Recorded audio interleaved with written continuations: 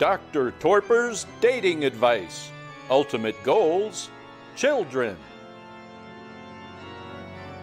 Let me put Junior down and get him all comfy.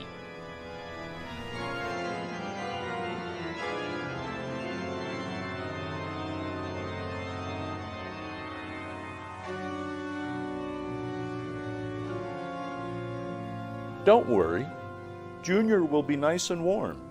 I heated the guns in the microwave. Doctor, he seems to be getting worse instead of better. In dating, it's important to be aware of your ultimate goals. For some, the ultimate goal is eventually having children. Consequently, these persons are not interested in dating anyone who does not want children. That's okay by me. Allow me to make some points about having children. Explain me more. 1, we have enough people. In fact, there's too many people, and it's been that way for a long time. Rabbits, mice, monkeys, not people. 2, many people have a desire, an obsessive desire, to procreate. Understandable, because it is hardwired into us by nature. It is the purpose of every species to perpetuate itself. Each organism's job is to live long enough to reproduce. After that, biology doesn't care about you anymore. So, my point, when you hear the birds and the bees,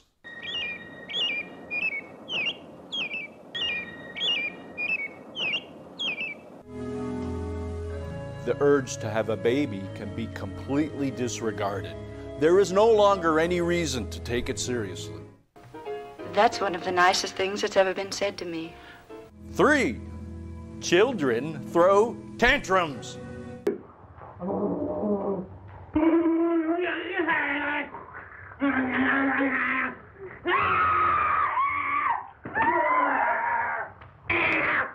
4, after what we just saw, do I need to remind you, you don't even know if you will like your offspring or if they will like you? You're making a big commitment to someone you don't know. You like even skunk cabbage. Yeah. 5, there's a major informed consent problem here. There is no way to ask a person in advance if they want to be born. And look what they're coming into. A Monopoly game in progress, in which they can look forward to spending the rest of their lives competing with others for money and property, with an unlimited amount of horrible things that can happen to them until they die. After all I've done for you, you might at least show a little gratitude. 6, do you really want to be legally responsible for any stupid thing your kid does before they turn 18? I didn't mean it. You didn't mean it. You never mean it. The blame will land on you every time. And this predicament is further exacerbated by the difficult challenge of being a good parent in the first place. How do you know you have the aptitude for it? Please don't die. I'll get you some water, okay? 7, not only do I advise that you refuse to procreate, but I also recommend that you take severe precautions to avoid having a baby by accident, which, during the childbearing years, is an ever-present danger. I didn't mean it. I have often heard of your uncanny experiments, but this tops them all. All that being said, parenthood is a noble endeavor. If you want to take on that important responsibility, Dr. Torpor stands in awe of your courage. It is truly heroic. Dr. Torpor saying, if the nut doesn't fall far from the tree, it's easier to keep an eye on it. And put someone else in contact with the infinite. Do you want to see the infinite? Do you want to look at the infinite? Do you? Goochie, goochie, goo.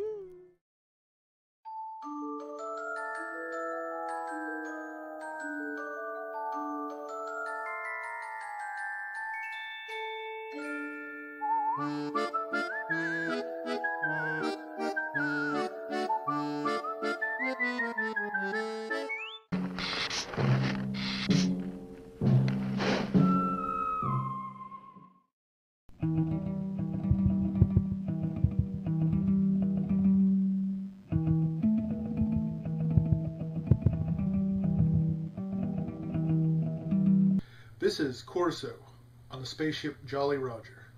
I've just received a distress signal from Space Command. There's an evil blackness in the void. Raise the Jolly Roger. I'm turning the automatics on now, Admiral. Go ahead, Admiral. Tell me what's going on. There is evil in the galaxy. You know what is bothering the galaxy. According to my information, it is the space monster Umacaan. He's dangerous and deadly, and he's plagued humanity since the very beginning of time, almost in his origin point, which was in the Philippines. He was a legendary monster then, and now he's an evil space monster now. If there is trouble, we need the ninja power of Astro Space Hero. I'll take care of it, Admiral. That monster is very scary, but he's going to face Corso and a Jolly Roger. Correct.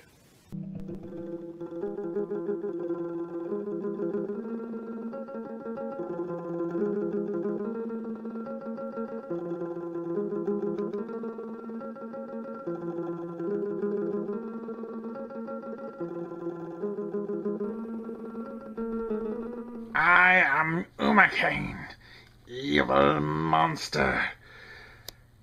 I will take over the galaxy. Nothing can stop me. Greetings, Umacaan. Your reign of evil will be stopped here and now with Corso and the Jolly Roger. Oh, an Earthman in his spaceship thinks he can stop me. You haven't fought Umacaan, have you? I am old as history itself, fool. We'll see about that. Lock weapons and fire. Gotcha. What? I must retreat. But don't worry, my evil is timeless. Timeless. I can return. I'll take care of you next time, Umacaan, and we will meet here in the valleys of the stars. Show those nasty critters we mean business.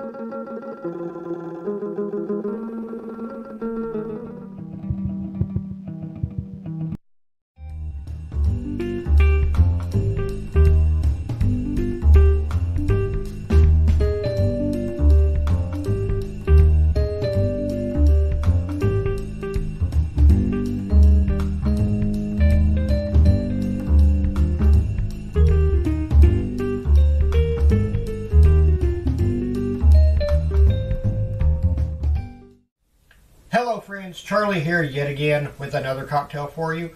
Today's cocktail is the Bolo. We start with 1.5 ounces of light rum. And yes, there's already ice in the shaker. 1/2 ounce of lemon juice.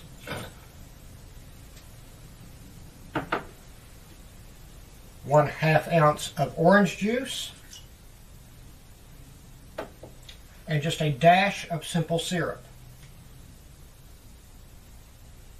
That's a good healthy dash right there. All of that into the shaker.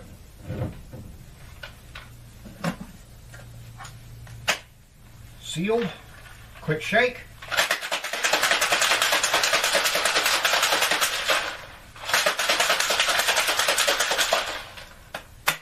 And strain into a small cocktail glass.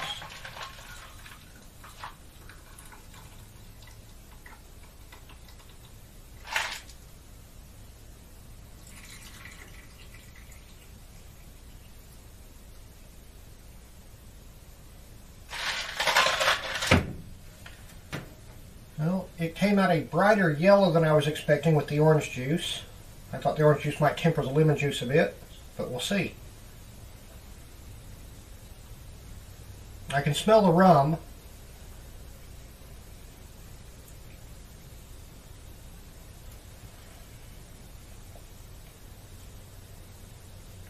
It's a bit tart, to be perfectly honest. It's a bit more tart than I would like.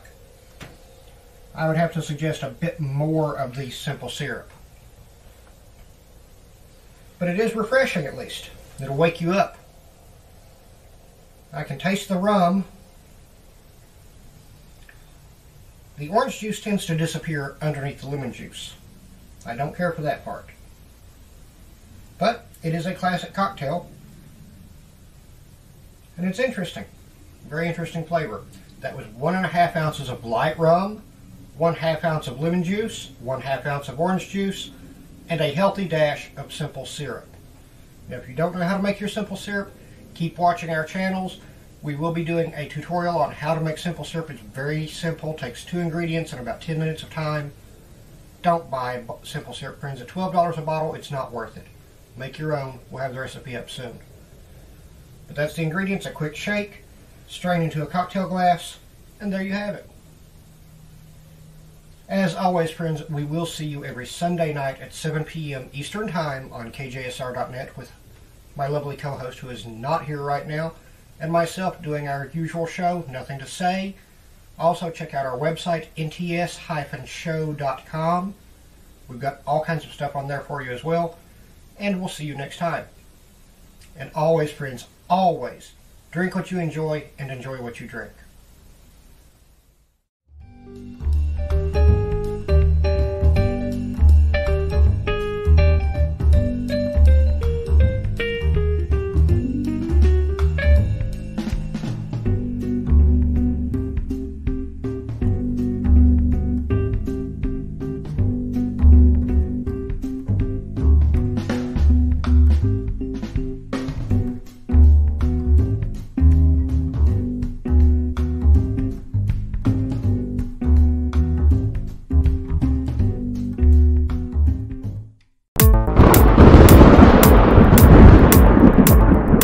For Valentine's Day, give your heart to somebody.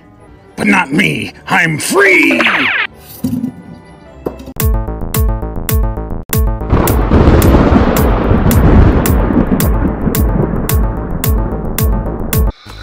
Tonight on Ghost Searchers, we are finally going to see the LA River ghost, Gabriel Turner. All with the help of this man, a paranormal scientist, Dr. Wells Lane. With my new ghost goggles, you'll be able to see the LA River ghost. Here, try them on.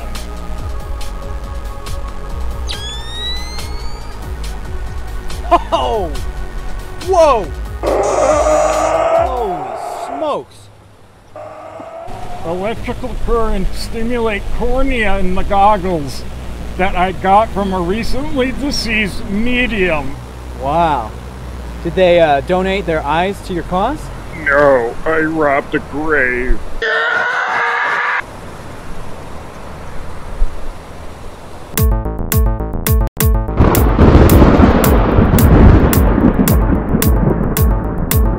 Uncle Jake. Yeah? Can you please come with me to the bathroom because I'm scared of the ghost toilet shark monster. Ghost toilet shark monster? You're joking, you're laughing. No, I'm serious. No, look, there's no such thing as ghosts, and sharks don't live in toilets. I can go prove it.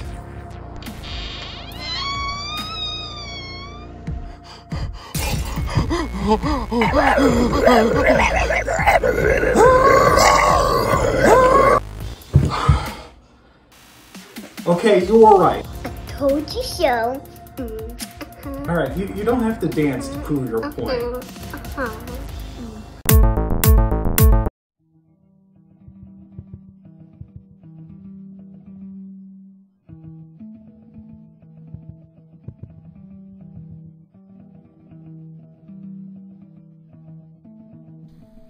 This is Corso, on the Jolly Roger spaceship. We've discovered a magical meteorite coming toward the planet Maya. I've been ordered by the admirals of Astro Space Hero Command to take care of the magic meteor that has been a navigational and potentially a hazard to galactic life.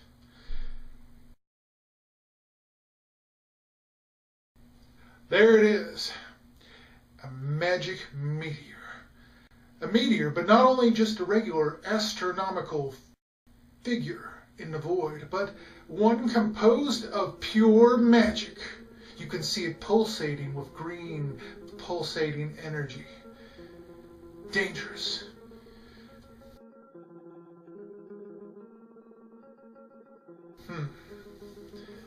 I don't know. It's Cadet Carson, sir. Recommendations? I think the meteorite is composed of pure magic and is extremely dangerous for rocket ships. Maybe with our powerful lasers here on the Jolly Roger, we can possibly knock out the orbit of the magic meteor. Lock weapons?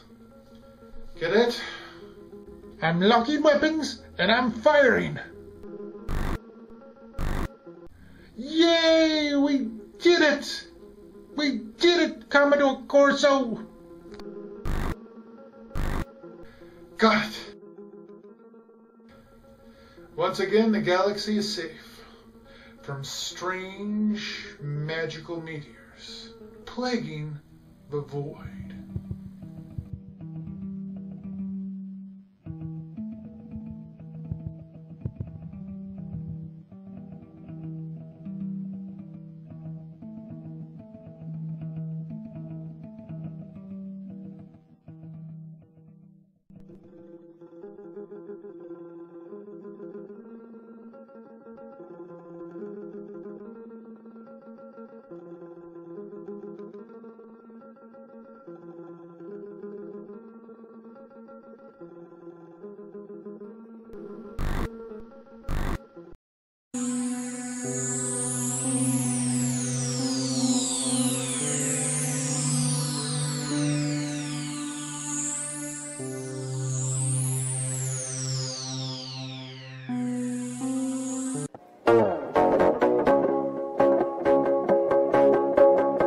This is Commodore Corso aboard the Jolly Roger. I'm receiving a message from one of the heroes of Astro Space Hero Command. Go ahead, sir, and tell me what's going on. Astro Space Hero, you must take care of the princess has been captured by the evil Monkey King. You must take care of it. Use your space telepathy. The princess has been captured by the evil Monkey King. Not to worry. Astro Space Hero has many powers, and among them is space telepathy. Let's see if I can search for the princess. Oh no! We've been captured by the Monkey King! What do we do now? Not to worry, I'll just use telepathy to contact Astro Space Hero. Wait a minute. I'm getting the coordinates of the evil Monkey King ship. Chadwell, turn on the transmat beam and teleport both Fiona and the princess away from the Monkey King. What will we do, Astro Space Hero? It's madness!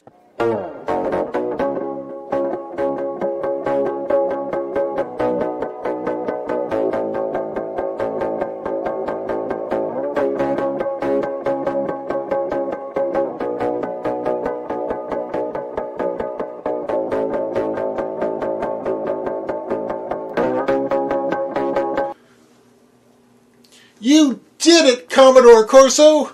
We've taken care of the evil Monkey King and thwarted his plans. For as long as there's evil in the universe, there will always be a protector. Astro Space Hero.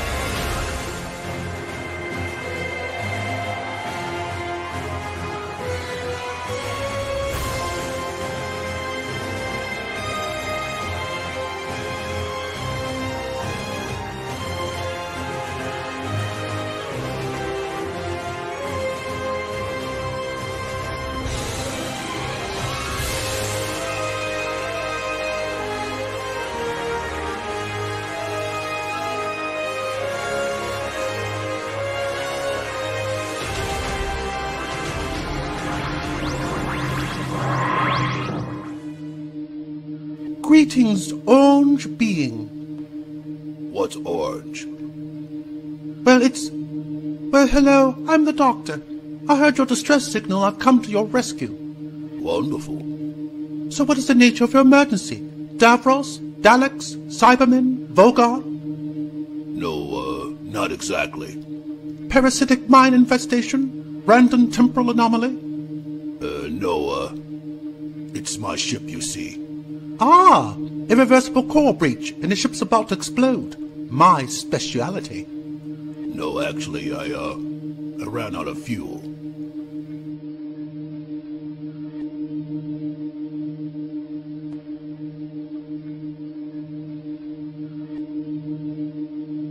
What? I ran out of fuel. Just that? Yeah.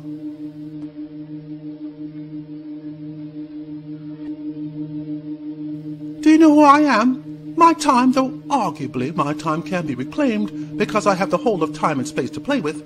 But that's not the point, is it? My time is quite valuable, you see. Well... You see that thing over there? Does it look like it has a petrol nozzle hanging off its hip, does it? No. Don't tell me you're one of those insufferable beings that leave the house without checking if they have fuel. Well, the wife usually handles that bit.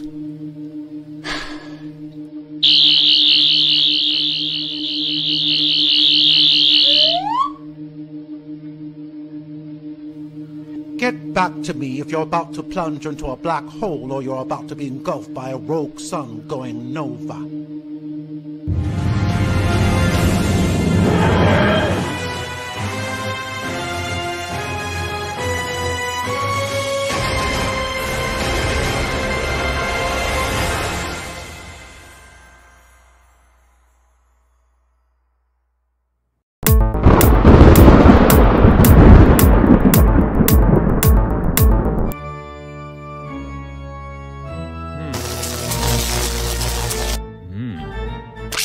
He's alive! He's alive! It lives! It lives! Dude, I just woke up. Can you take it down a little, man? It's really, really loud, okay? Oh, sorry. Hey, if you want to do something for me, can you get me like a coffee and a corn muffin?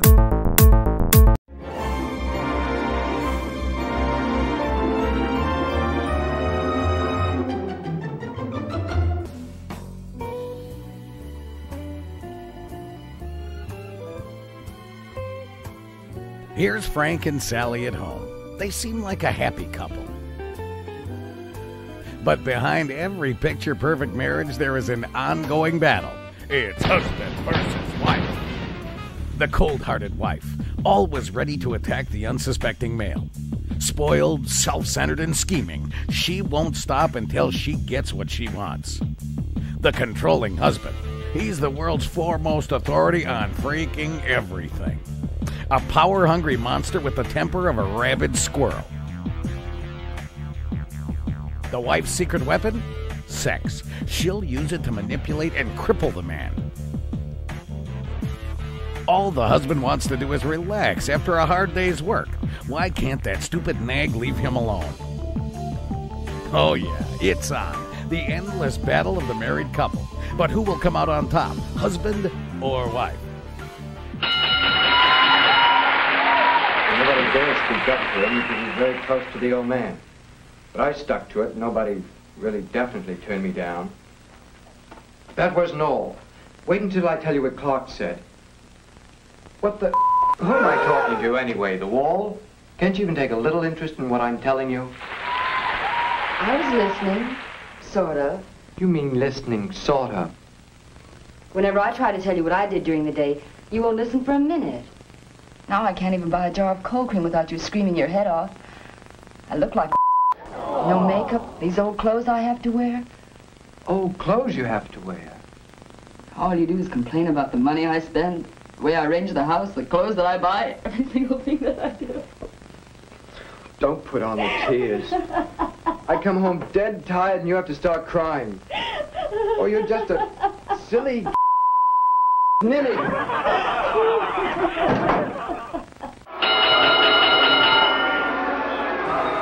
Isn't it possible for you to find some other place to hang out your wet clothes than in our one tiny bathroom? I'm sick and tired of living in a laundry. Well, that's too bad about you. Get us a decent apartment where I can put out a laundry dryer. Where do you expect me to hang up my clothes? On the bookcase? Another apartment? We can't even pay the rent on this one. It isn't good enough for you, though. All you ever think about is spending money. Furniture and rent and clothes. Ed Russell says that he hasn't spent as much on furniture in 5 years as we have in just 11 months. You ungrateful, stingy, bossy...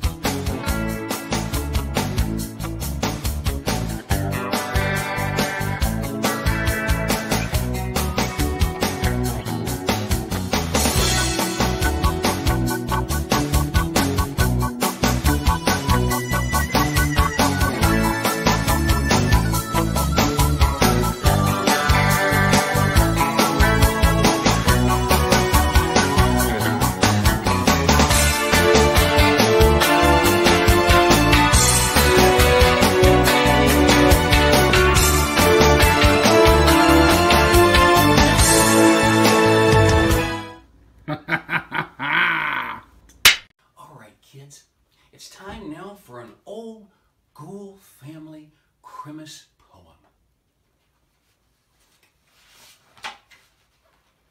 'Twas the night before Krimmas, and all throughout, Dr. Gool had been lurking. He'd been all about. He'd been to the neighbors, taking Krimmas lights down. He had to get home before they found him around. With the wires all hidden and evidence swept, the doctor returned to his mad scientist nest. Okay, let me stump you right there. You see, I know I just rhymed swept with nest, and that doesn't actually work real well, you know. But in my defense, dude, swept is kind of a tough word to rhyme, man. I mean, there's swept, there's slept, there's is leapt the word, or is that leaked? You know, I'm not an English major, man. I'm a cook, man. I don't know. There's a lot of pressure, and sometimes these words are hard to rhyme, man. I, in my lab coat and Bob in his hat, we stumbled across the most interesting stash of recipes and foodstuffs, of cooking up food. Antique instructions for our mad scientist brood. The pages were aged and browned with time. The food sounded good, though not as good as mine. I looked as I could, I looked as I might, to find something sweet for the cold Krimmas night. I looked past the meatloaf and bologna and hash and focused on sweetmeats instead, with a dash. Let's see what we got here, man. Larkin Housewives Cookbook. Good things to eat. Well, I think we can probably make that happen. Let's see what we got here. Oh my God, it must have been signed by John Hancock or something. 1927. Let's look what we got here. Woo! 1923. We're going back, man, back when I was just a teenager, man, or in my 30s or something. I don't remember. I've slept since then. Ooh, we got all kinds of cookies. Oat milk cookies. Eagles date cookies. I don't know what that is. Oh, chocolate cookies. Coconut or sugar cookies, man. Let's see. We get mixed together thoroughly. 1 cup of lard or butter. Got that, got that. 2 cups of sugar. Good, good, good. 2 eggs. Yeah, 1 cup of, you know what? We're not gonna do, no coconut. Coconut is like albino spiders, man. We don't want that. Okay, sift 2.5 cups of flour with 2 teaspoons of baking powder. Okay, I want to go on record at this point as saying we're not going to do that, okay? We're going to get like some self-rising flour and just wing it. Let's see, if it's not stiff enough, you add more flour to roll it out quite thin, bake quickly. And for sugar cookies, leave out the coconut and add a teaspoon of lemon extract. You know, we're probably not going to do that either because I don't like the lemon in there. But we're using some really good sugar, so that should work out okay. All right, now a little antique book. Let's see what we can do. This is going to be an educational trip, so let's put it together. Okay, kids, now this is going to be a very special episode of Cooking with Dr. Gool. We're doing something just a little bit different. You see, the good doctor here, man, I'm a cook. You know, I'm a meat and potatoes kind of guy, you know. A meat and starch, a meat and vegetable, a meat and gravy. You see the pattern, okay? The only thing Dr. Gool really bakes is his amazing, fantastic cheesecake. But I digress. You see, we're going to do something a little different today. We're going to make some traditional Christmas cookies, man. Yeah, give yourselves a hand, man. Big cookie fans. All right. And we're going to be following an antique recipe we found in this happy little book right here. Little antique 1923 edition of Larkin's Housewives Cookbook. I have no idea who Larkin is, and I'm perfectly content with that. You see, but that's like Grandma's cookbook or great-grandma's cookbook, depending on how old you are.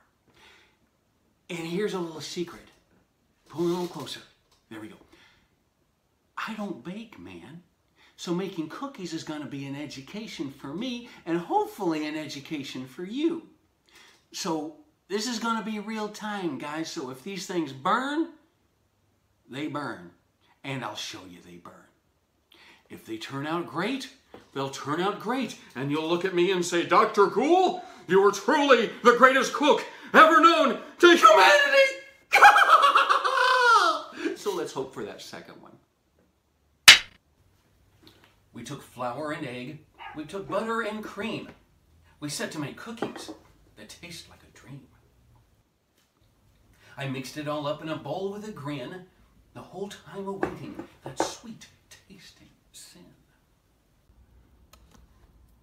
Okay, now we've sliced up the butter here, got it out here, got it all spread out here, got it nice and warm. We don't want it straight out of the refrigerator because that just won't do any good at all.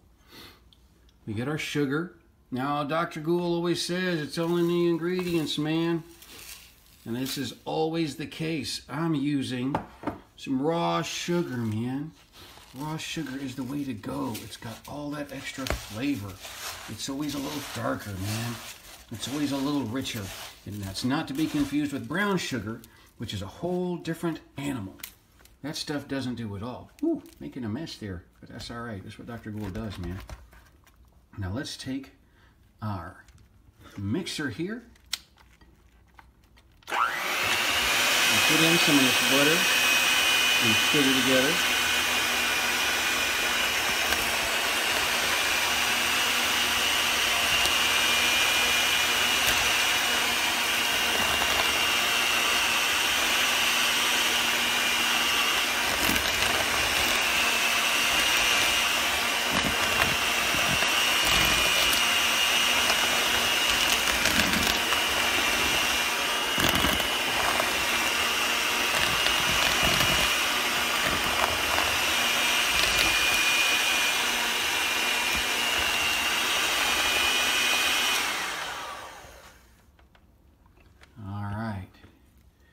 see what else we can do here.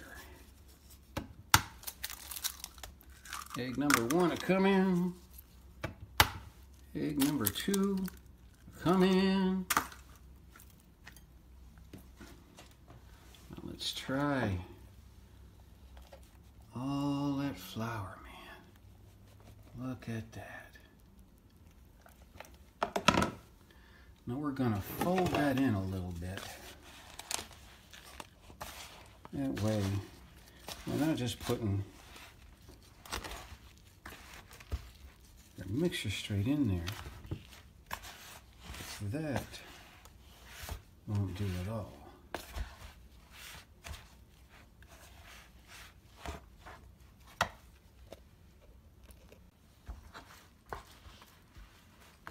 There we go. Put that in there. Get that incorporated there. Get it together. It'll take it just a minute or two. Going back, get that dry flour, get it down into the mixture there, because we don't want it just flying all over the place. That's never good.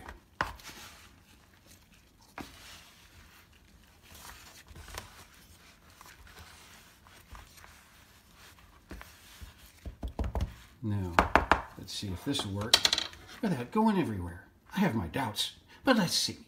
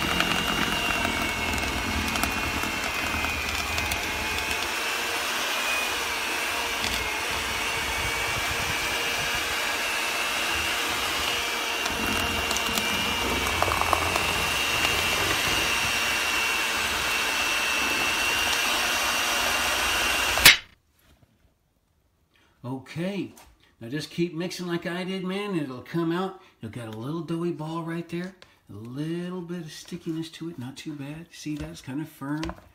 All right, what we're gonna do, got the table area floured up. We got a rolling pin here, nice and floured up.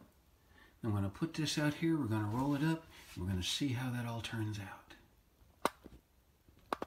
Cookies for Krimmas? Who would have thought? But something like this could be easily bought. We cut them all out and panned them all swiftly and set them in preheated oven 350. Okay, here we've got it. We got our little ball of dough here. It's still a little sticky, man, so we're gonna drop a little bit of flour on there, you know. We're gonna push that out. Hope to God it doesn't stick. Oh, so far we're lucky. So far it ain't sticking. But you know what? We're going to have a lot of flour here. I'm already seeing that, man. I'm already seeing that. And somewhere out there, I can hear you going, don't use too much flour, man. That's okay. I can live with this. This is an educational experience. So get that out. Make sure it's not sticking. There we go. Says the expert. And let's flour it out a little bit. Make sure it's all over here. Then we'll roll that bad boy out. Try to hold this even. Make that kind of thin. Ooh, I go all the way to the toaster with it. There we go. Let's see if that's going to hold it. All right. Yeah, I know. I'll cut that part off and then roll it flat again later. So here's where we got. Now let's start to cut our pieces. I'm going to break it right there. We've got classic, traditional Christmas rat. Got the little Christmas rat there. Let's see how that goes. Ooh, look at there. That's a pretty rat. Get another Christmas rat right there. You go. There we are. That's it. That's Christmas rat. And there we go. Let's get 3 or 4 of those there. One for Dr. Gool. One for Bob. One for Charlie. One for Dr. Gool. All right. You got your traditional Christmas cat right there. You know, Christmas, probably a black cat, you know. Little black cat here. Do another one, you know. I'm seeing already, we probably should have done this a little bit thinner, but you know what? We didn't. That's all right. Put those pieces in there. And let's get some Christmas cats, some Christmas rats. Christmas upside down guy. You know, get him out of there. Little Christmas outside down guy. There we go. Oh, and he came out there with it. So I'm thinking maybe a little bit more flour on a cookie cutter there next time. So I'm gonna finish doing these guys. We're gonna get them on a tray and we're gonna see how this turns out. It's a hangout. For 20 whole minutes they'd sit in the heat, then taken out, ready. Soon we could eat. All right, here's what we got, guys. We got some misshapen cats and rats, but you know, they kind of hold that general shape, you know. They kind of look like McNuggets right now, if you want to know the absolute truth. But I'm going to trust our little cookbook here that these are going to turn into wonderful, sweet cookies. So I tell you what, we've got 20 minutes coming up, and while these things are baking in here, so hang out and see what these wind up looking like here in another 20 minutes.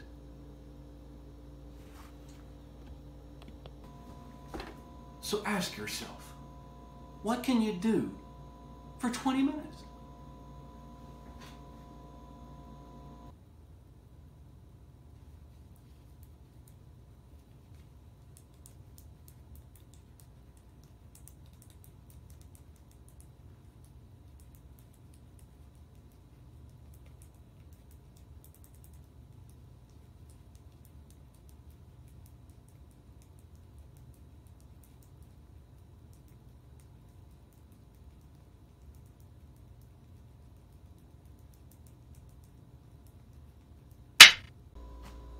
Okay, kids, here we are about 15 minutes later. I actually thought it was going to be 20 minutes, but apparently that is incorrect. This is the first batch. I say first batch because things didn't turn out quite as planned, you know. They don't look like mice anymore. They don't look like, that looks like a pregnant sheep or something, or maybe like some bizarre elephant or something, but, and then somebody that's going to have a definite heart problem.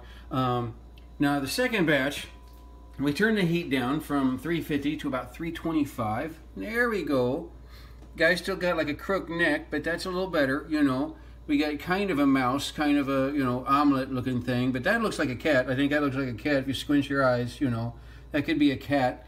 I think the little guy there, he seems to have neck problems every time we see him, but these look a whole lot better, man. So let's go with 325. Let's go for about 15 minutes, and that's what you're gonna get. Come back here in just a click or two, and we'll see what the finished product looks like. The time went by quickly, and we pulled them all out and let them cool. 10 minutes about.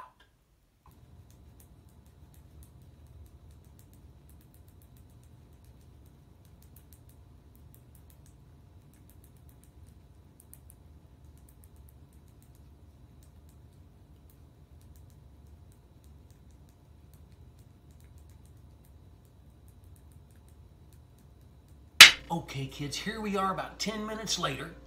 We've let our cookies sit. Now, the first batch is a little crunchy because, well, first batch, okay? So ease up.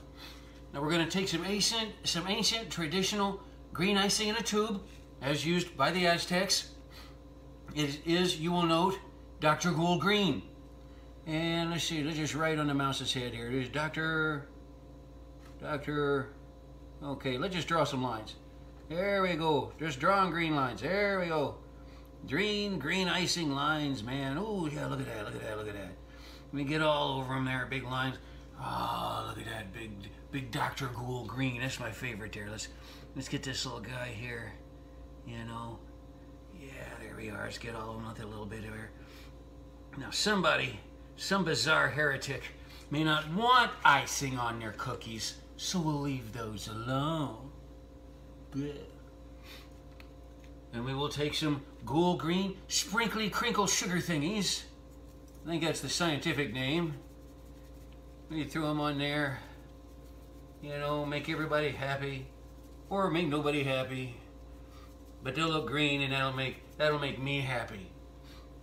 Now, our second batch that we worked so hard on, we lowered the temperature, brought it back up to the same amount of time, about 15, maybe 20 minutes, give or take. Watch them, man. That's why there's glass on front of the ovens, is you can watch these things. We'll get a little icing on these guys. We get the upside down guy. It looks like he's having a neck trouble there. We get some of the mice there. We get them green. I know you're not seeing the details here, but I'm doing it so you can get the spirit of it, man. Get to the Krimmas-y spirit, you know. Get your cookies green. Get your stuff together. Bake it all. And let's be honest, man. Krimmas cookies aren't about making a perfect dish.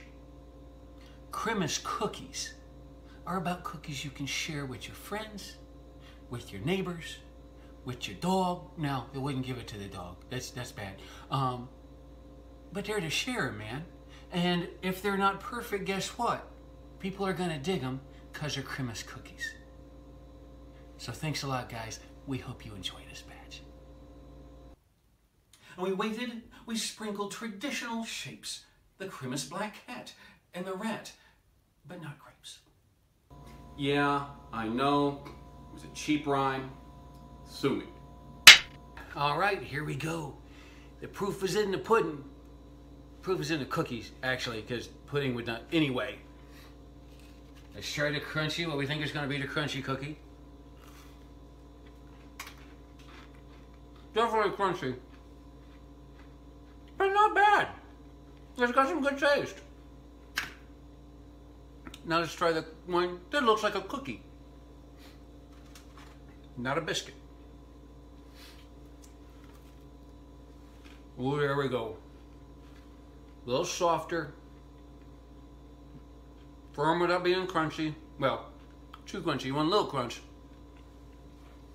325 degrees. 15 minutes. Other than that, use the recipe that's in the book and enjoy. Bon appetite. Our cookies prepared, we sat with wide grins, ready for sugar to sprinkle our chins. We ate the whole dozen. We ate ourselves fat. Then we settled right down for our long Krimmas nap. So, until next year, I'll say it outright. Happy Krimmas to all, and to all, a good night. Happy Krimmas, everybody.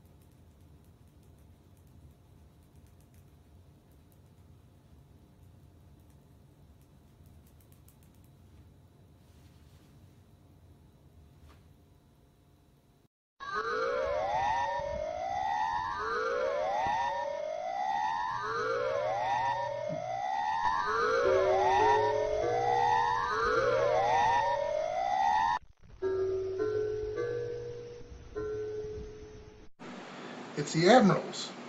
Tell me what's going on. My colleagues, I trust that you have seen the reports. It appears that we have another dire situation on our hands.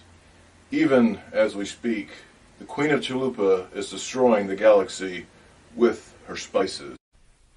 Inferna, would you like something with a little spice in it?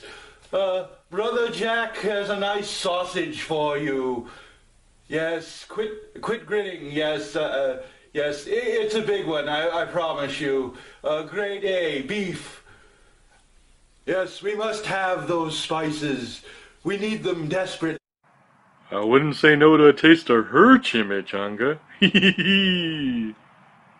Oh boy. Wow.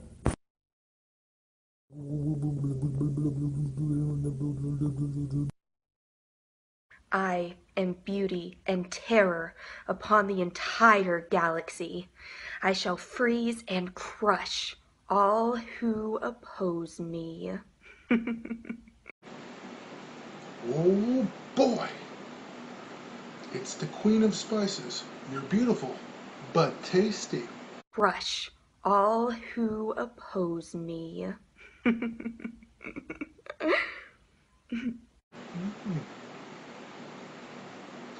We'll see about that. I'm locking weapons and I'm firing. Zap. No!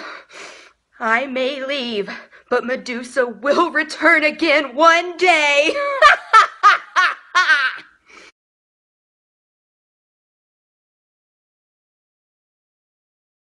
Hot, sexy Queen of Spices. Tasty.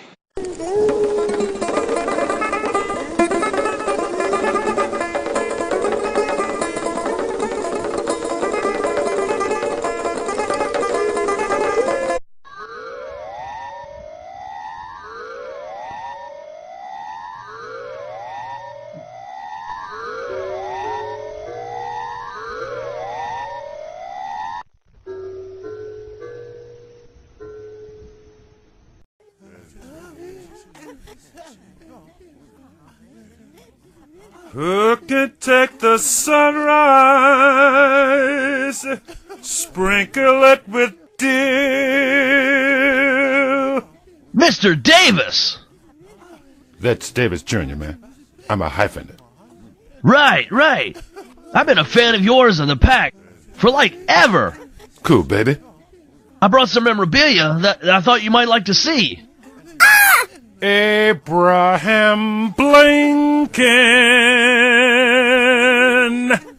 You had a name for it? Yeah, it was part of a set. Abraham Blinken, Wee Willie Winkin, and Rod the Nod. And didn't wear Wee Willie much because he didn't fit right.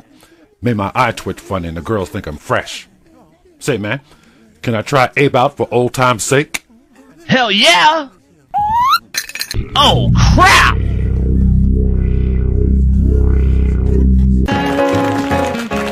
And now for my musical guest, Sammy Davis Jr. Suck creature! Goes at the Gotharian! Goes at the Destructor! Zelda Brinken Kolbek Loan! Volgus blah blah blah! The traveler has come!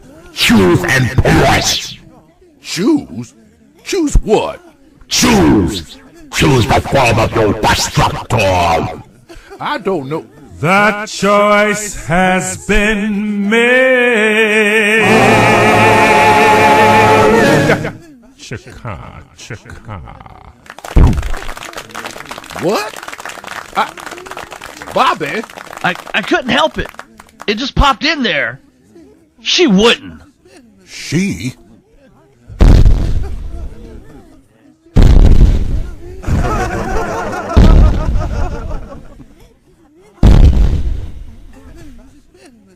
Be honest. Does this skyscraper make me look fat?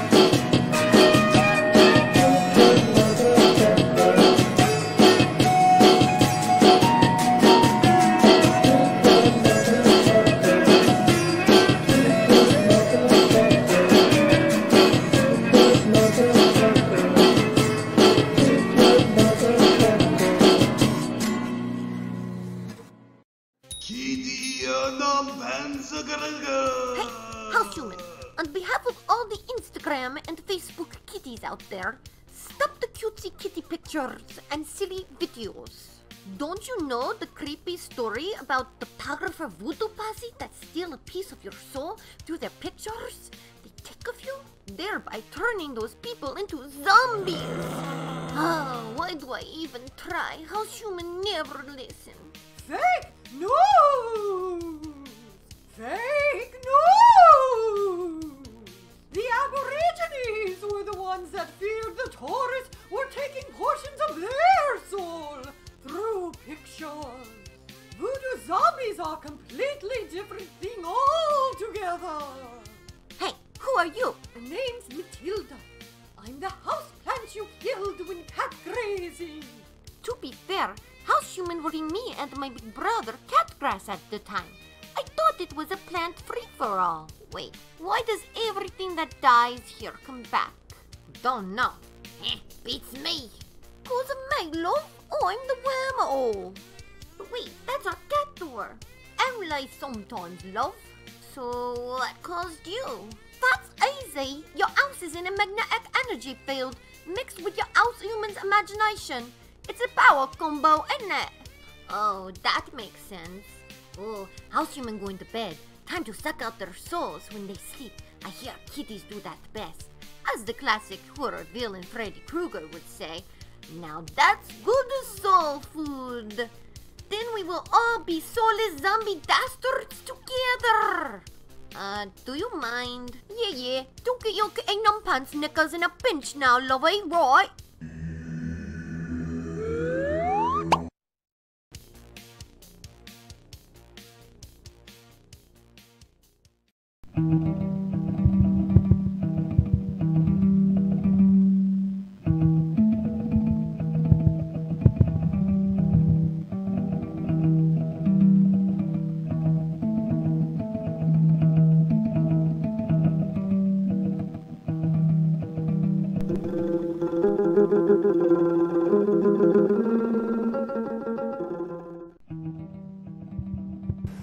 Vladimir Rose and Boris are on the screen.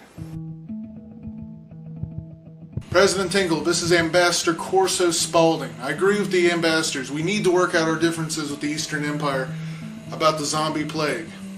Vladimir Rose and Boris are on the screen. We need to stop the zombie plague from taking over all of our star systems. Good luck, President Tinkle. We need to stop the zombie plague from taking over all of our star systems. Good luck, President Tinkle.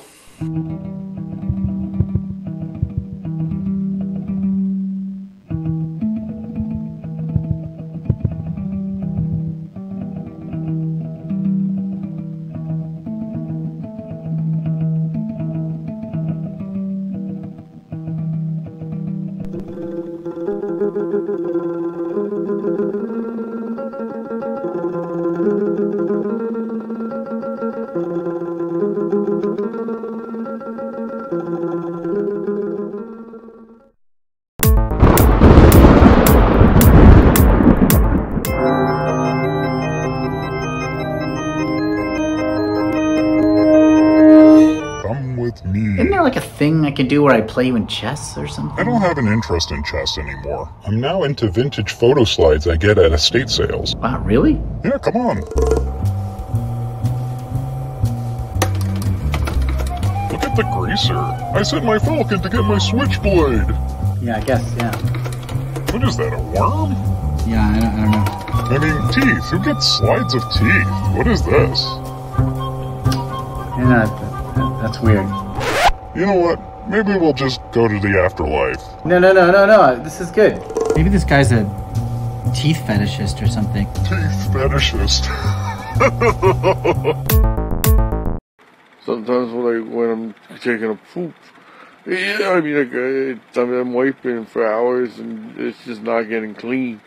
And I'm like, why am I doing this? Why am I wasting my whole life cleaning my asshole? It'll never be clean.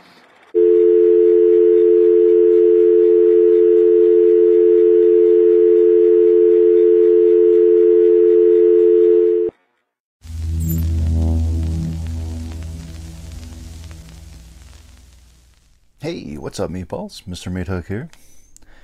Time today for episode number 2 of Mr. Meathook's Shitty Video Reviews, where I review the best of the worst and the worst of the worst of micro-budget and independent horror cinema.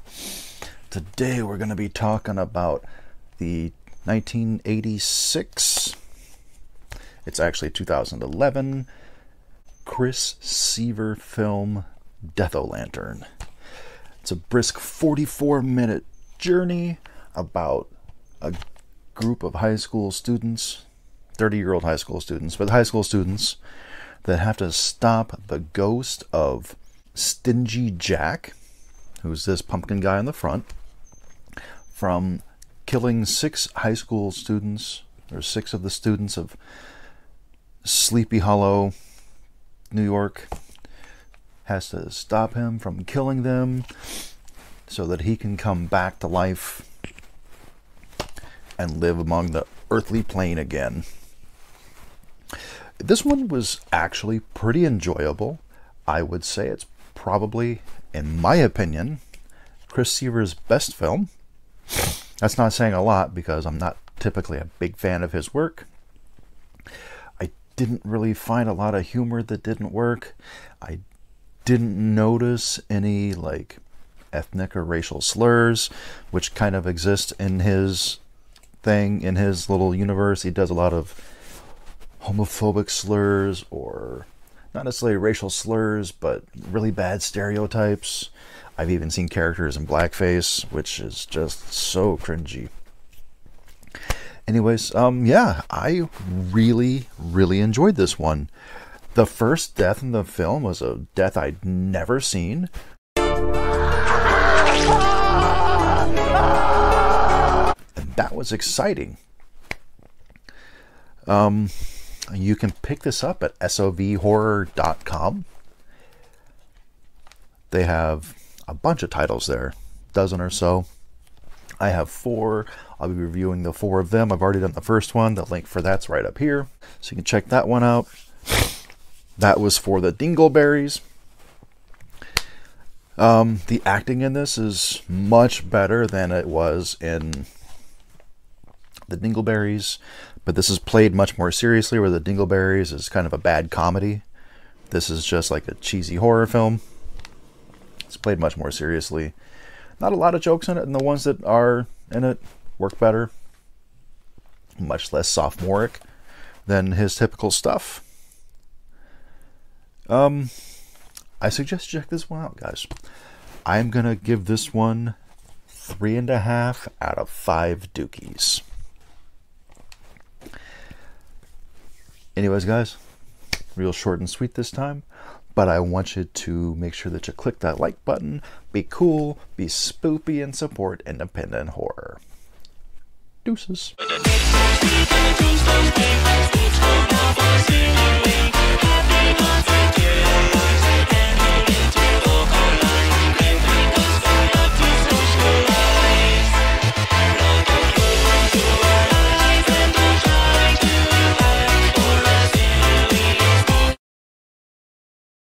Warning: if you are under the age of 13, you are not permitted to watch this channel, set by the new standards of the FTC. Although some of the content on this channel could feature cartoons or animation, it is for adults only. Thank you, and have a wonderful fucking day.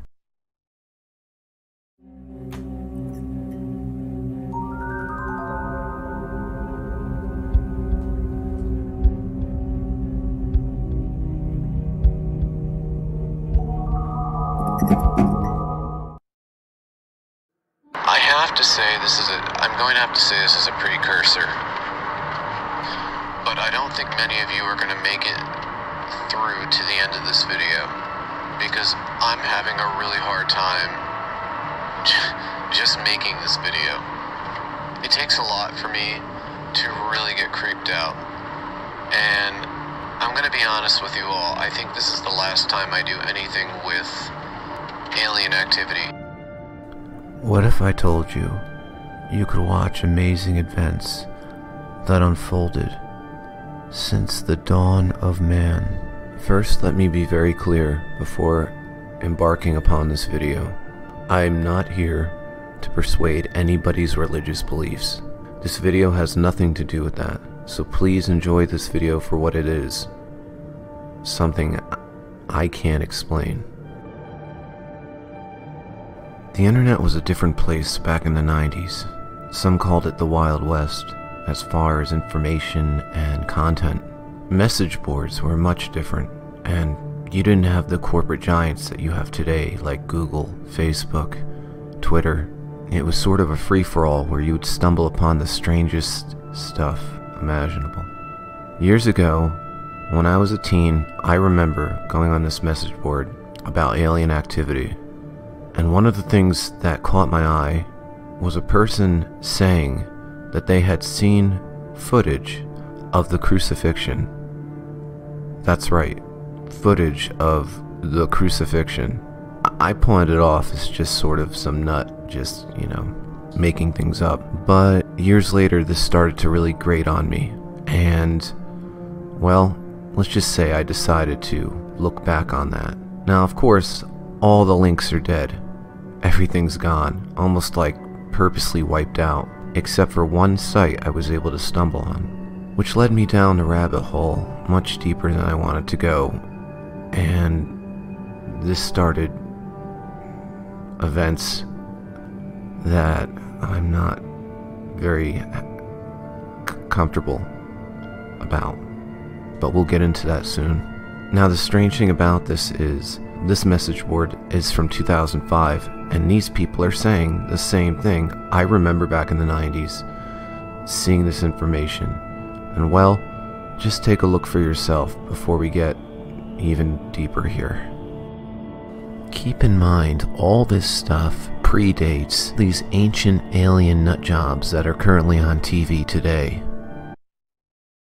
I found an older thread discussing this Jesus crucifixion videotape apparently in possession by the Majestic 12 group within a US government.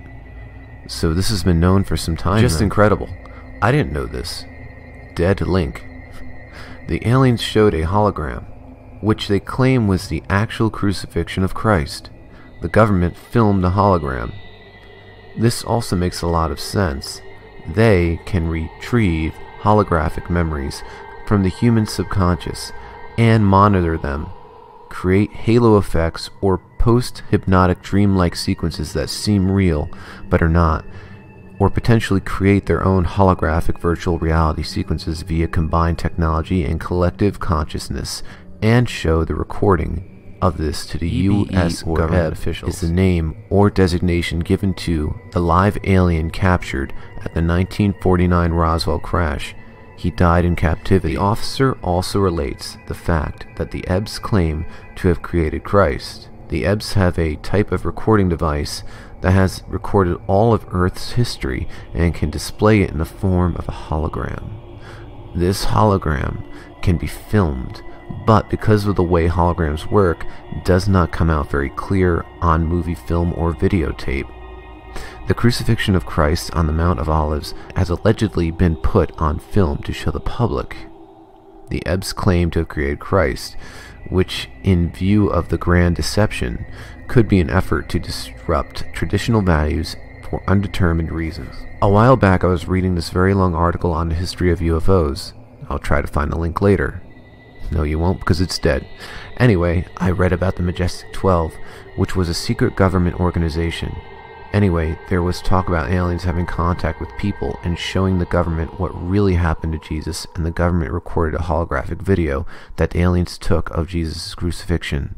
I don't really know, but the video might be on the web. The Yellow Book is said to be a sort of holographic compact disc, which can project images of the information it contains. It is alleged to contain references to biblical events, even including a holographic depiction of the crucifixion of Christ and history of their visitations to Earth for the past 12,000 plus years. At some point during the second year of captivity, he began to open up, and the information derived from the Ebb was startling, to say the least. This compilation of his revelations became the foundation of what would later be called Yellow Book.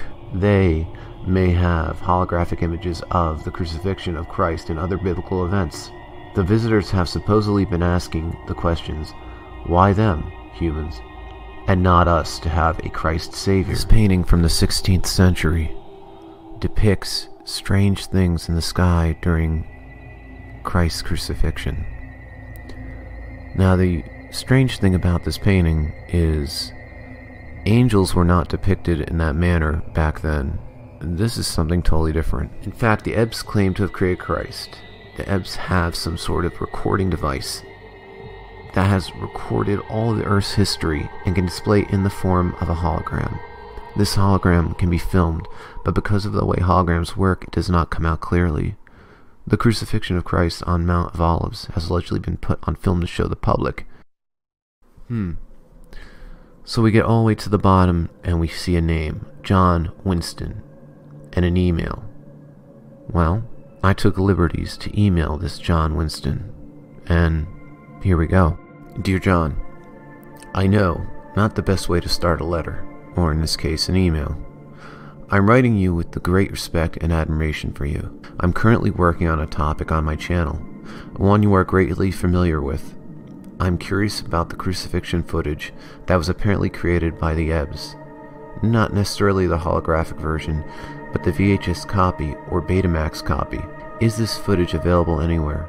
If it's for the public's eyes to see, then I will pursue this. If otherwise, I won't. Thank you for your time, John. And then this came up. Another dead end. But now, this is where things get really strange. Then the phone calls started to happen. Please enter your password, then press pound. You have 7 saved voice messages. To listen to your messages, press 1. First saved voice message.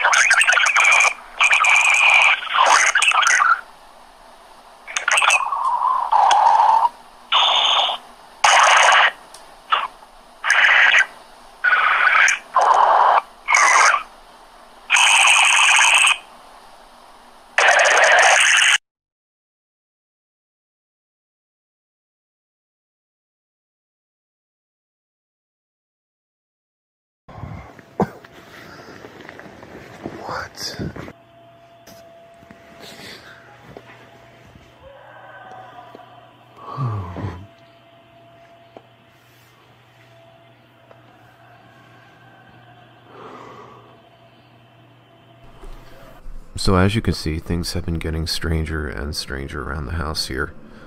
My efforts to find this video began to feel futile, and I decided to go a different route, considering Google just was not the right answer.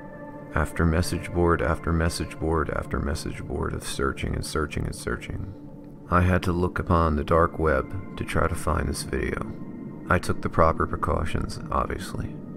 And down a dark alley I went, and then I found it. Please keep in mind, I don't know how legitimate this is, and this could be nothing at all. But either way, stick around to the end of this video, and hopefully I'll reveal more to this.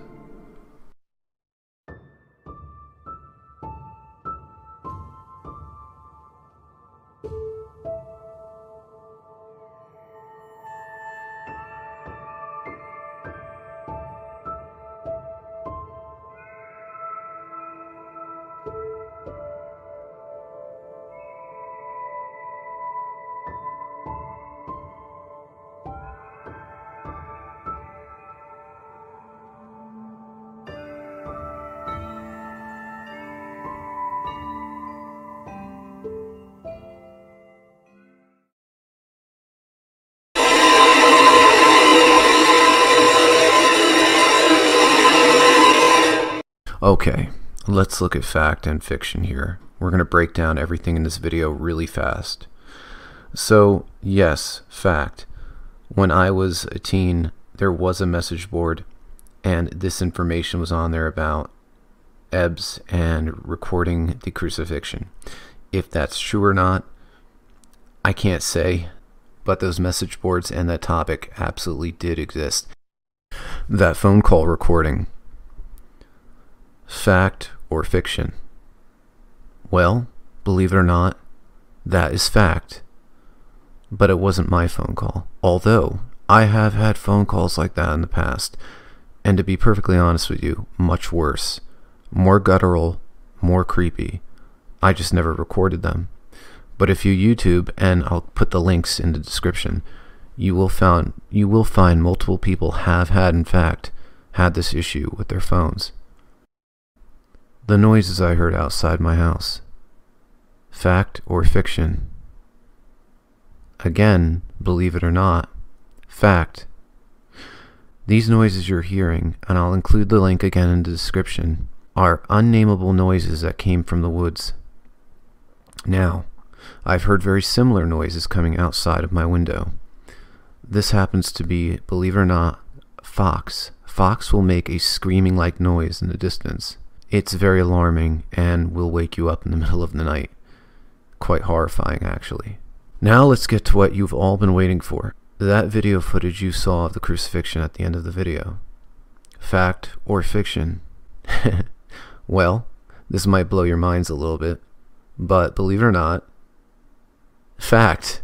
However, this is from a movie that was about a time traveler who actually recorded Christ's, I believe it's called The Relic from 2,000 years ago. And at the same time, this is obviously fiction. The real footage, if there is any, has never been found.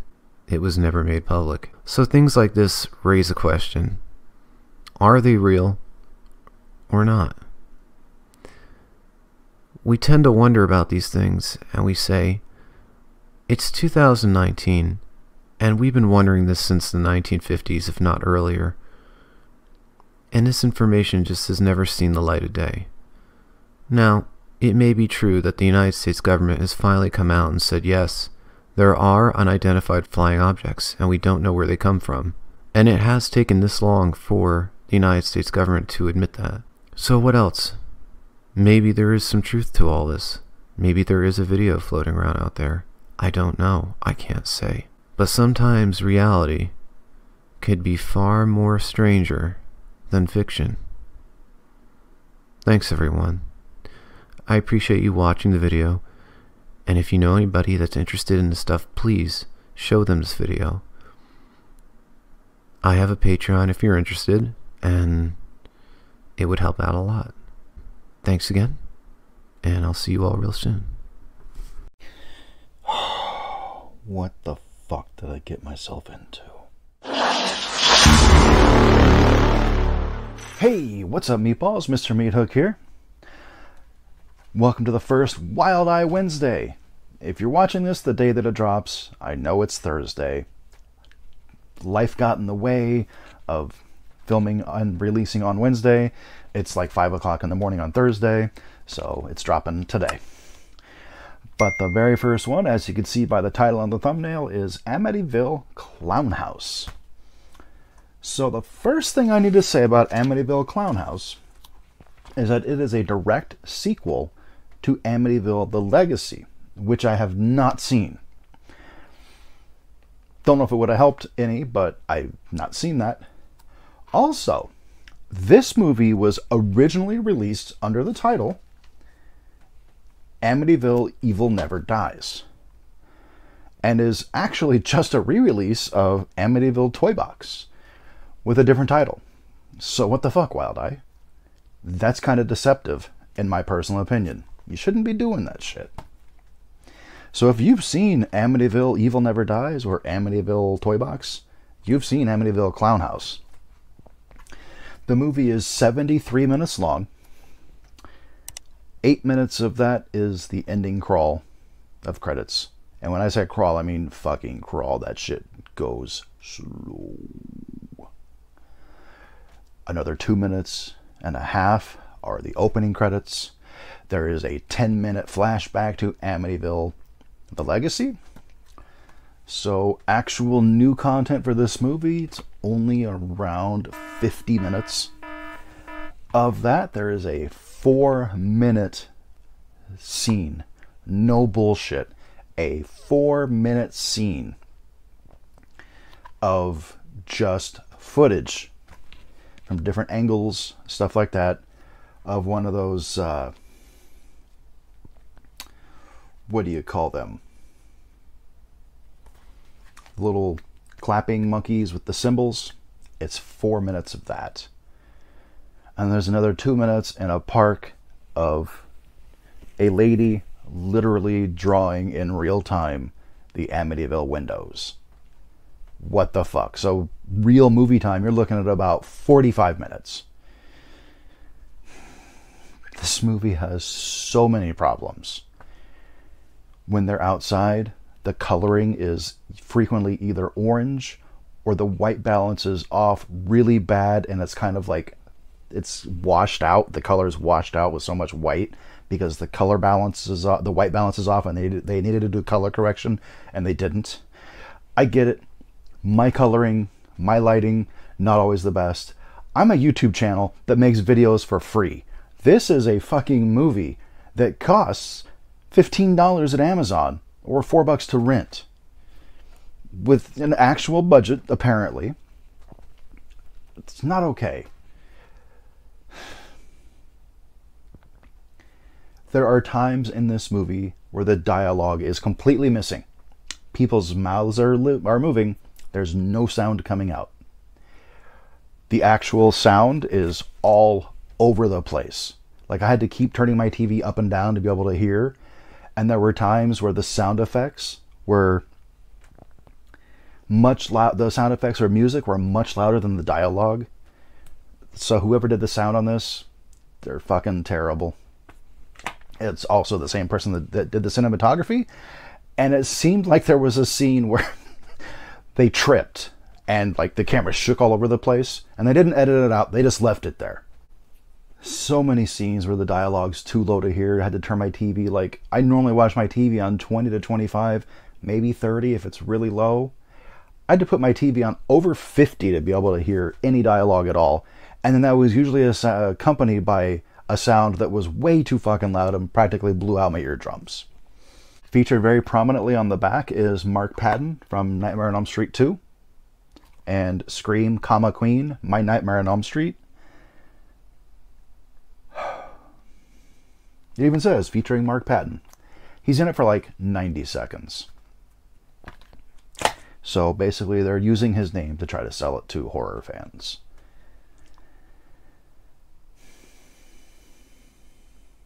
The acting was pretty bad at times. It's micro budget. I can forgive that. But it's hard to follow, especially since I haven't seen Amityville: The Legacy. Maybe that would have made a difference. But I'm assuming the 10-minute flashback scene summed up what I needed to have seen, although it seemed out of place. I really don't understand what the fuck I just watched.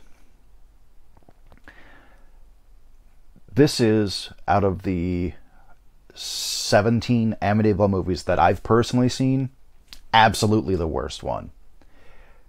Amityville: The Legacy has a much lower IMDb rating, so maybe I've dodged a bullet in not seeing that one. But this was fucking bad. And again, shame on Wild Eye for putting this out with a different fucking name. Now I know why I couldn't find an IMDb page for it. Because, yeah, there's not one, because it's not Amityville Clown House, it's Amityville: The Legacy, aka Amityville Evil Never Dies, aka Amityville Clown House. Fuck this movie. I'm not gonna tell you not to watch it.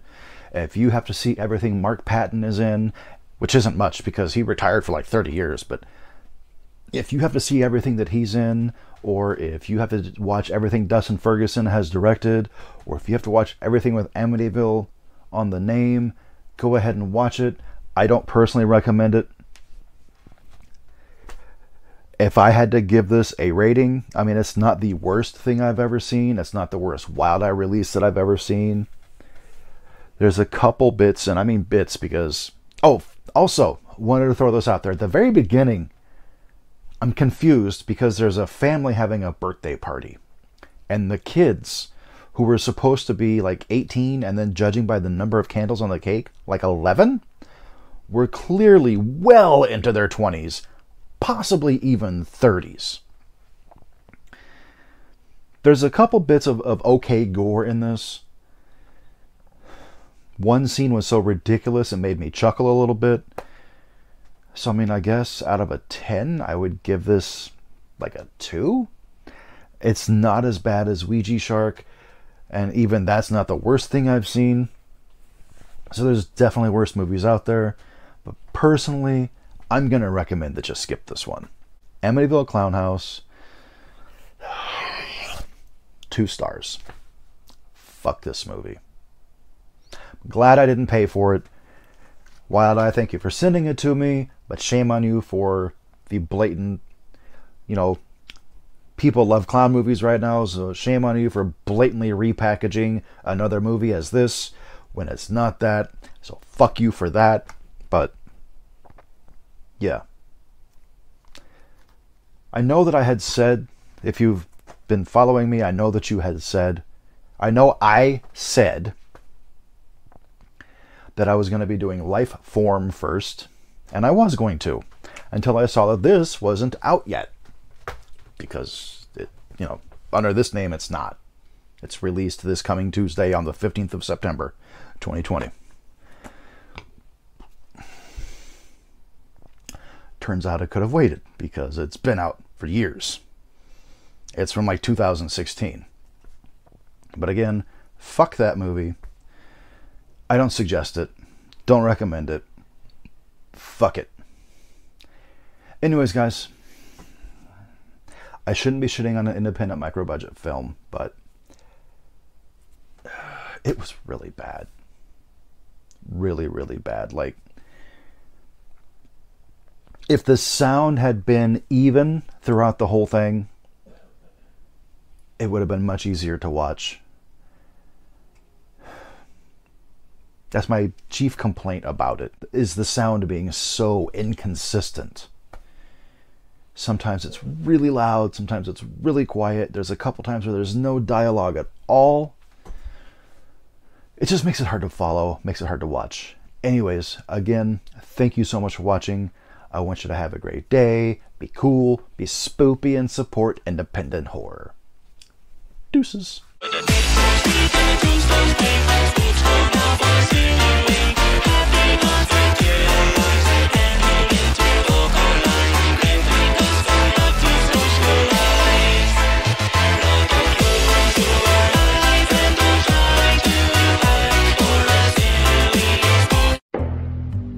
You know, Deadly, this is exactly why I don't like buying things online from a zombie store.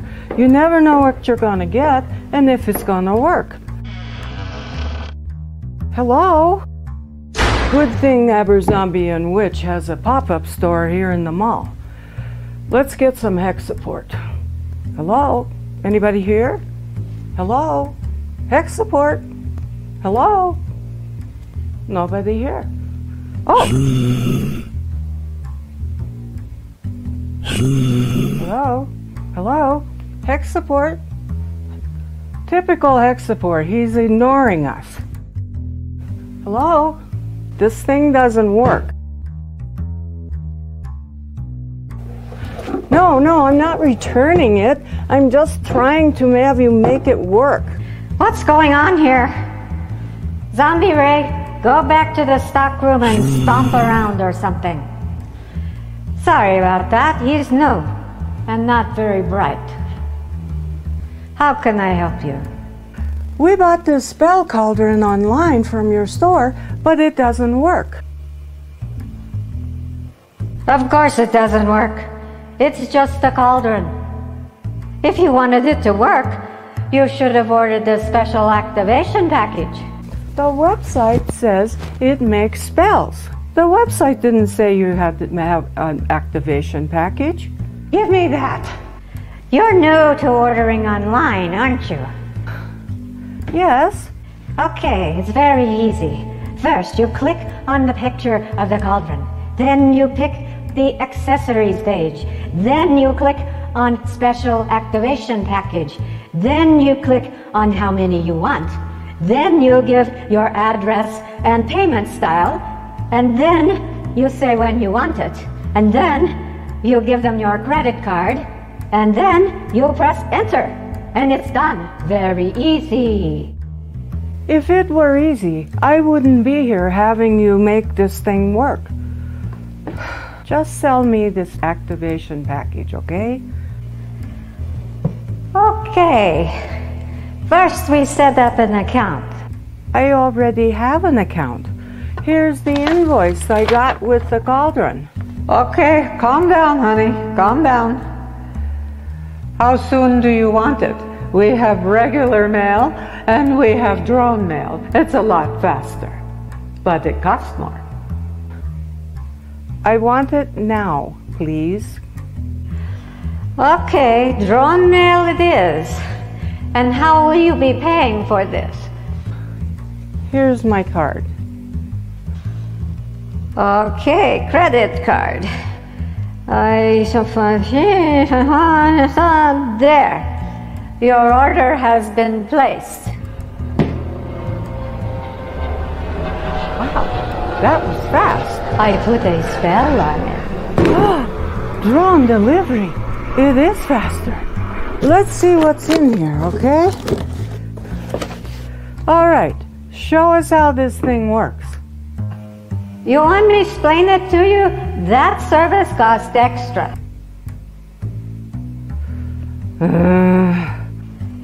Okay, how will you be paying? If it costs extra, here's my card. Please make it happen. Alrighty. Stand back. This could be tricky, but it's guaranteed to turn someone into a zombie. Eye of newt. Wing of bat. Toe of frog. Hair of cat. A mailman's ear. Gopher entrails. A baboon's brain. And 5 penny nails. Stir it up with a big old spoon. And don't forget, never look at the moon until you add the secret ingredient.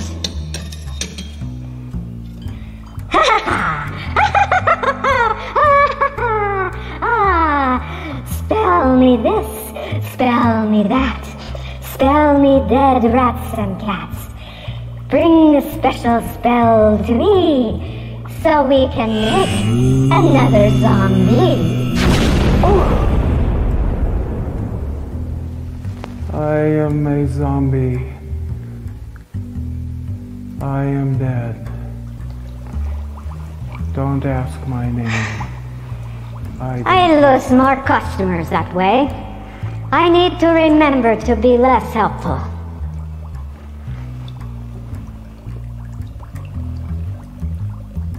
Ooh, tastes pretty good.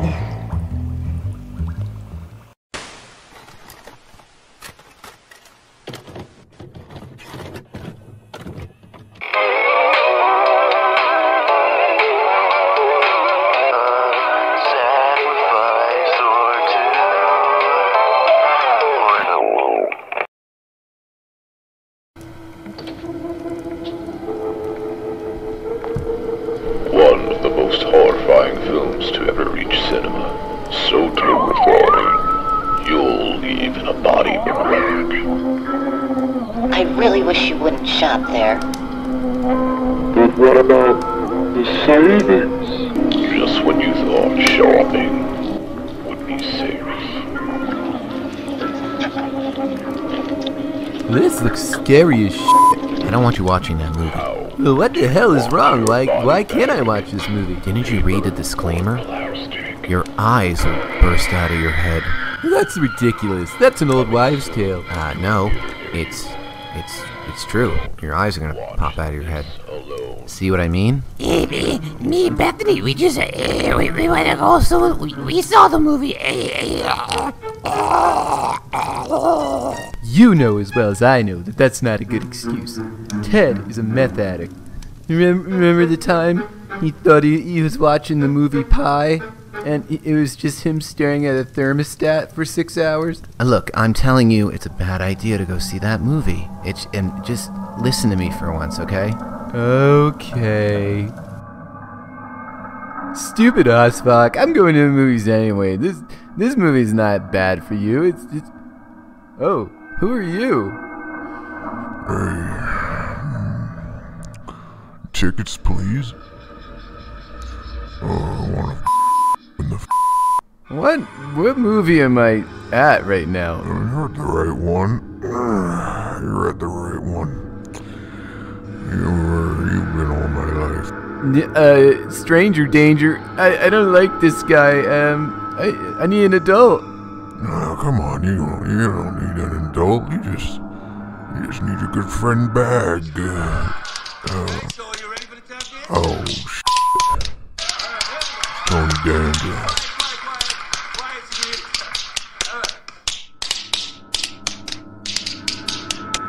The engineer.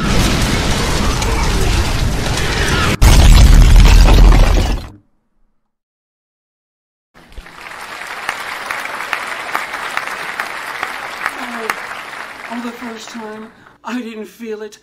Oh, but this time I feel it. I can't deny the fact that you like me. Right now, you like me. I want to thank the original Gool Sanitary. I want to thank the cool Gool for being cool. And that guy with the maroon hat I see every year at Horror Hound.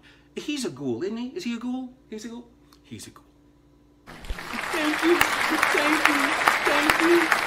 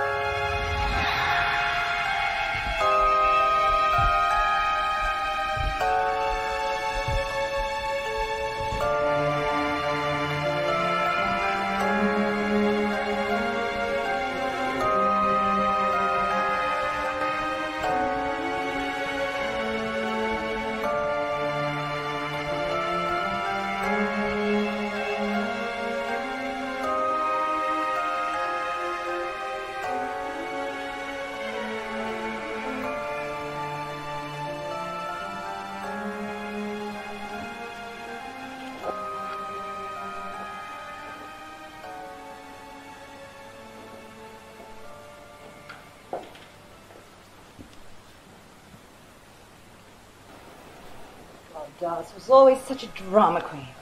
Of all crazy things, we have to attend a seance a year after his death to claim our inheritance.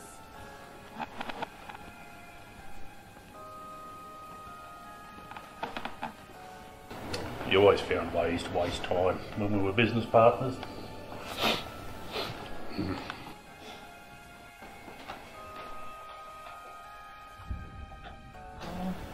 I really hope this isn't too scary. Playing with the occult can be dangerous.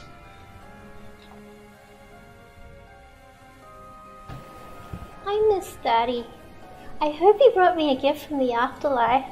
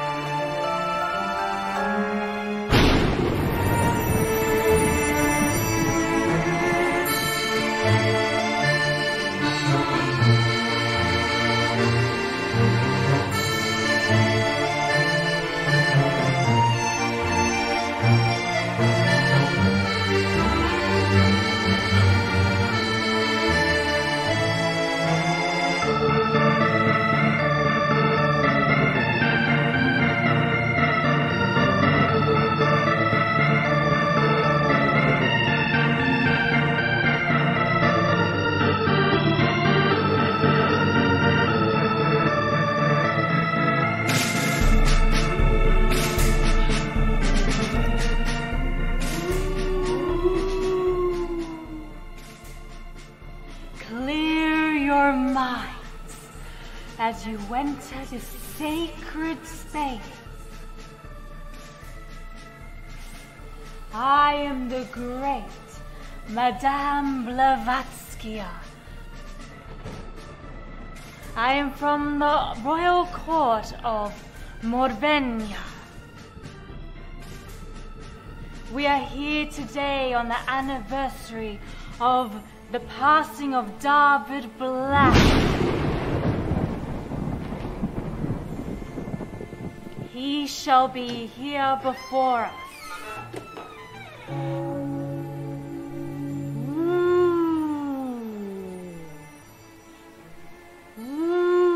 Yes, we know. It says in his will that none of us shall claim our inheritance unless we attend a seance on his yahrzeit. Yes, he always found ways to waste time when we were business partners. Silence! Eyes down and hold your hands.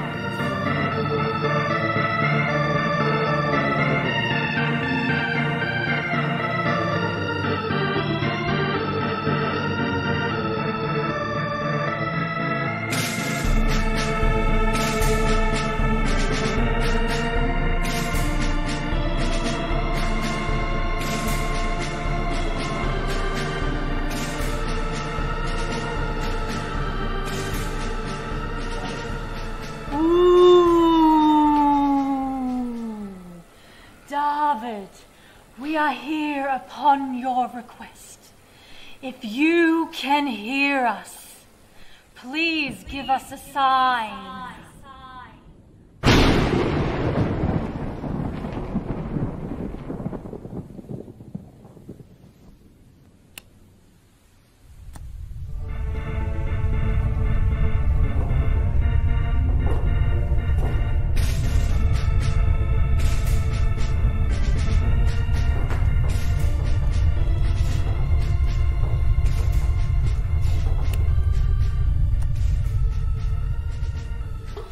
Cheap trickery!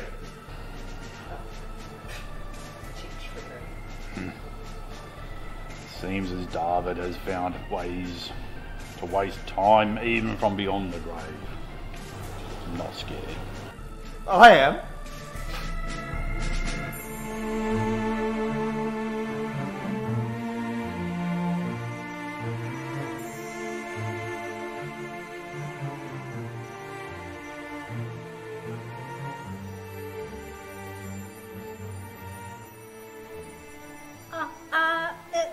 It's ectoplasm.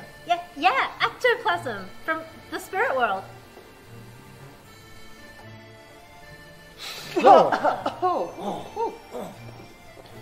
Something's not quite right here.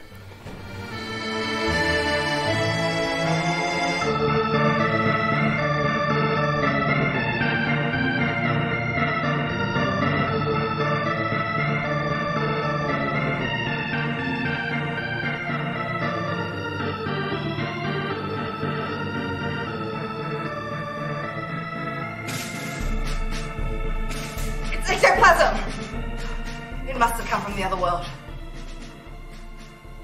Silence! There's no way anyone could wipe this on me without me knowing. We are in the Twilight Realm. So please sit down and be silent.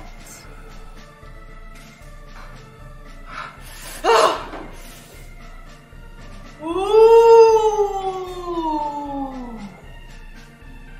David! Yes! Yes! I can hear you. Yes, I shall do as you ask. David Black says he was murdered. And that one of you is the killer.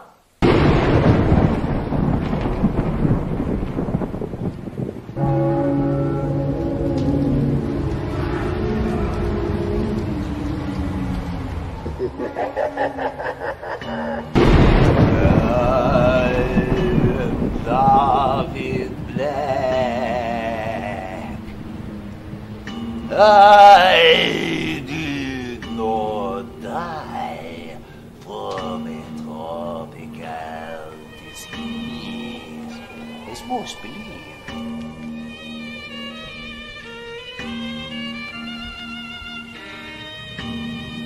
I was murdered!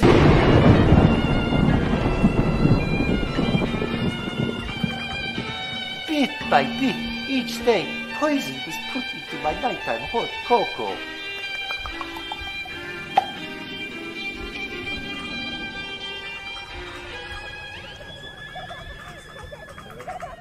That's not my hand. That's Penny. You did it. You killed my husband. I didn't kill Daddy. You were sleeping with his business partner, Fred Cook. You wanted him dead. You killed him. So I put the potion in his drink, but I thought it was a tonic. I didn't know it was poison. Fred gave it to me, and he told me it was to pep up Darva's health. You were trying to kill him, so you could take over the business and claim the inheritance. I didn't know it was poison. It was Penny. She gave it to me to give to you. To give to him.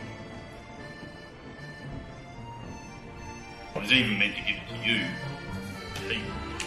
Mate. Why would Penny do that? Why would Penny want to murder her own parents? She's such a sweet girl. How dare you accuse her of such violence? Because George did it. I am sleeping with Penny.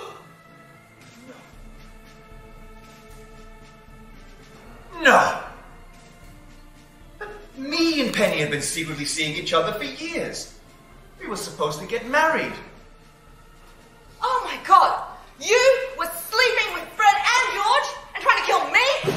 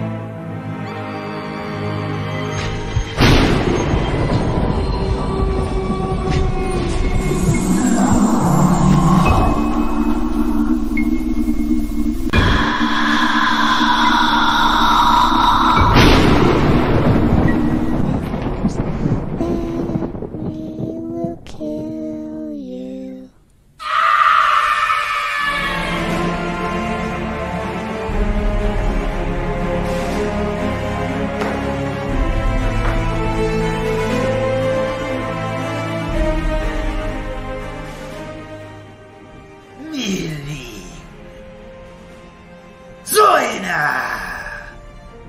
I knew you were trying to poison me, so I never even drank a drop of my hot cocoa. I just find getting sicker and sicker and sicker each time. I never should have married a shiksa. Fred! You mumser. I overheard you speaking to Milling every day on the phone. I saw you sneaking around, leaving work early. So, I created a new identity and put all my money into offshore accounts. Ha!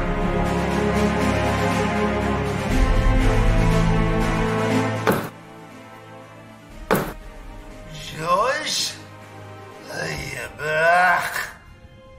I never knew you were sleeping with my daughter. Hey, you pervert! You monster! This is for my mother!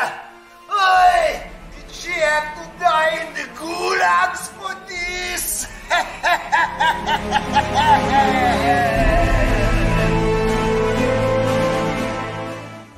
Penny, my poor little girl, my luncheon! I don't believe what I saw!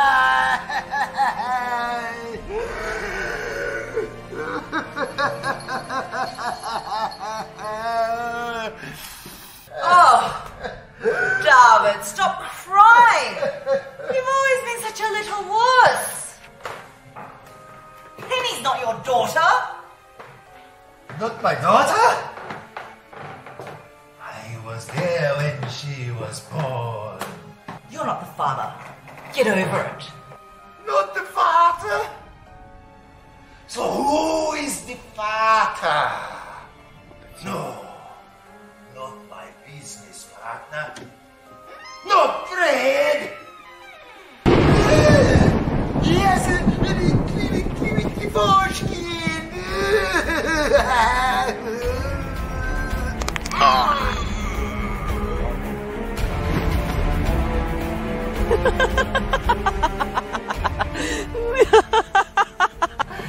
Looks like you're about to become Peter Poshnik. And we're about to become super rich.